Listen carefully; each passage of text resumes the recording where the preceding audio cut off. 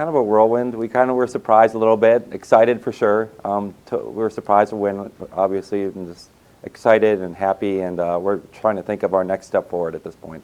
So what is, for those who do not know anything about the Fairville Baker, what is it and how did it start?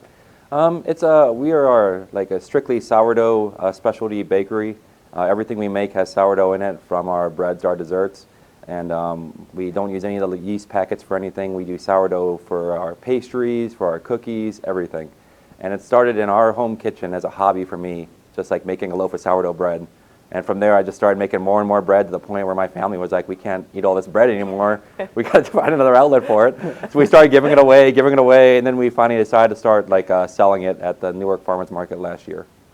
And what was sort of the impetus for you to start to think about this as not just necessarily a hobby or something you enjoy doing, but maybe something you could morph into a business? I think it was just something at that point where we were trying to expand and figure out ideas because I really enjoy doing it.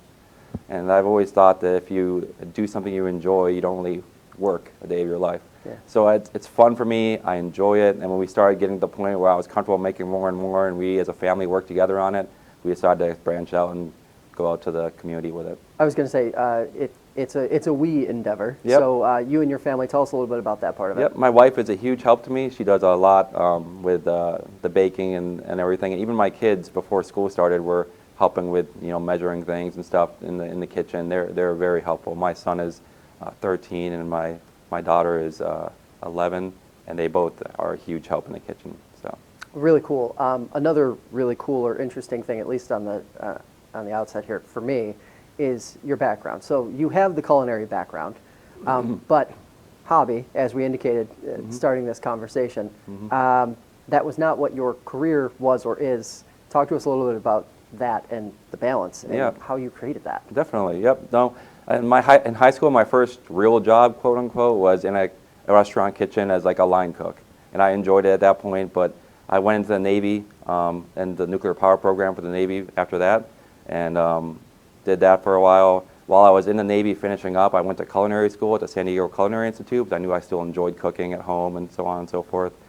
Got my certificate from there, and got out of the Navy and was trying to decide between going the culinary route or the nuclear power route, and kind of ended up going with the power plant for the last few years.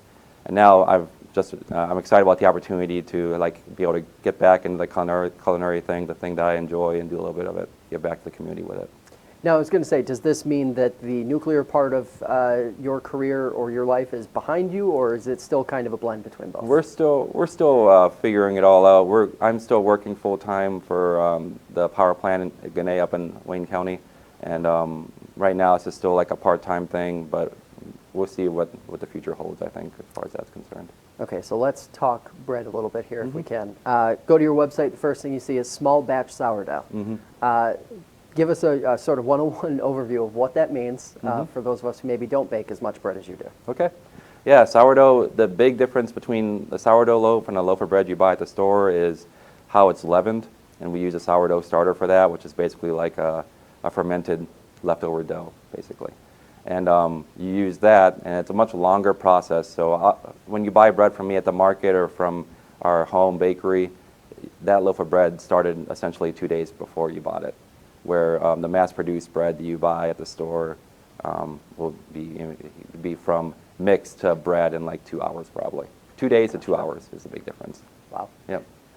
So why was sourdough the avenue you chose to go down? I mean, bakery, you could have done any number of things, but sourdough, why was that the choice? I think it's just the way my mind works. I like the process. I really enjoy all of the little intricacies of it. I enjoy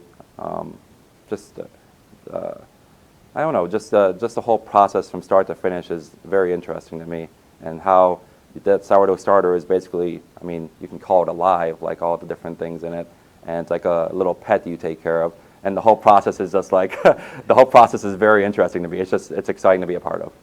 And when you think about the journey that, not just the business that you've created here, but you personally have been on with food and now with baked goods and sourdough, what's sort of the essence of that? What do you think back is like some of the highlights of that journey for you? I I think I've learned something every step of the way, whether it was like going into the Navy or whether it was a culinary school or whether it was just finally deciding to take something that I enjoy and trying to do something more with it. Every part of that journey has been something that I've learned from and I've been able to take something from.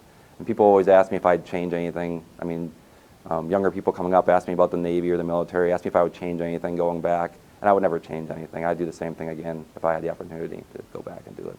So the immediate question that I'm sure a lot of folks are wondering about now is, what does the $20,000 award from Wayne County, what does that mean for the business? What are you going to be able to do now that you maybe weren't going to be able to do without it? Yep, definitely. So we're we've been planning on expanding for a little while now.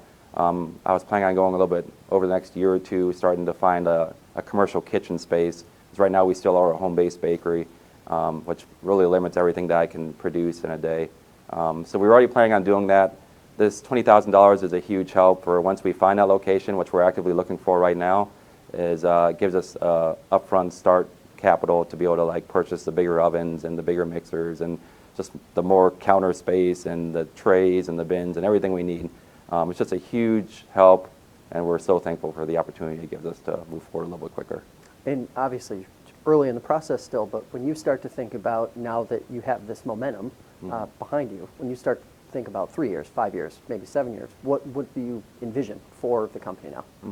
Yep, I envision expanding to the point where we can do more markets, where we can do wholesale. We've been approached by a few local restaurants and bakeries about having our bread on their counters or on their shelves, and we'd love to do things like that. Just right now, I'm not. The first step isn't having like a storefront for people to come in and buy our products necessarily. The first step is being able to make more and get it out to more places to sell, wholesale, and distribute it that way. And then maybe 3 years, 5 years down the road, we could do the storefront thing and see how that works too. But right now, the big thing is just making more and getting it out to the people who want it. And talk to us a little bit, if you could, about the non-bread products that you do actually work with. Everything basically we do is like, I mean, besides the round loaves that people picture when they think sourdough, that's what everybody thinks of. We do like the sandwich breads. We do babkas, which are like a Eastern European dessert bread, and it's just kind of like a braided, twisted loaf with chocolate or cinnamon or blueberry or raspberry, cranberry in it. We do those, and then my wife, even when we were doing the markets and things, does a bunch of different jams and things too with our homegrown like raspberries and things too. So no sourdough in the jams, but all the bread things is all sourdough. When you started to bring the bread, dessert, pastries, all these different things to the various markets, what was the reception like? Really good.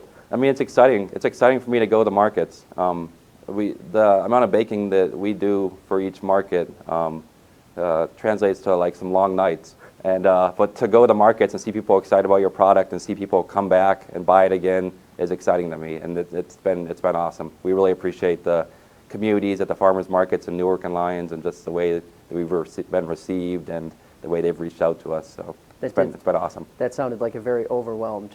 Yeah, it was overwhelming, really well. Definitely. Yeah. Yes, yeah. It was definitely overwhelming. Yes. So what's the plan on that front then? So obviously heading into the winter months, obviously looking into next year, probably going to be able to do a little more on that front. So I would imagine that you're maybe looking at expanding into other markets or what have you? Yeah, we haven't decided which ones yet, but we do. It depends on the location. Right now we're kind of, if we stay where we are, if we don't get the location set up with a commercial kitchen, we're going to be kind of restricted to the 2 markets, I think, again, plus some smaller events and stuff like that. Mm-hmm. If we can get to a place where we have the location set up and we're baking bread in a bigger deck oven, then we'd love to expand to some other Wayne County markets and get our products there. That's the goal. So we're actively looking right now for that spot. So my last question for you, and easily the most important for anybody watching or listening, is how do they get it? Yeah. How do they get what you are making? Yeah, definitely. No, right now it's follow us on Facebook or Instagram. Facebook is definitely the easiest one for us to get out, like the markets and the events. So follow us there. We're doing things throughout the winter, different markets and things. We're going to be at the Shop Small Saturday in Lyons this weekend at the Oman Theater.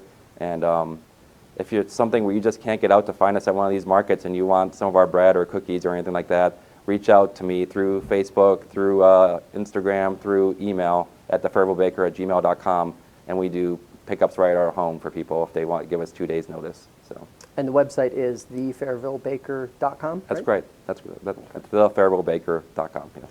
Got it. Yeah. Greg, appreciate the time. No, I appreciate it. Thank you.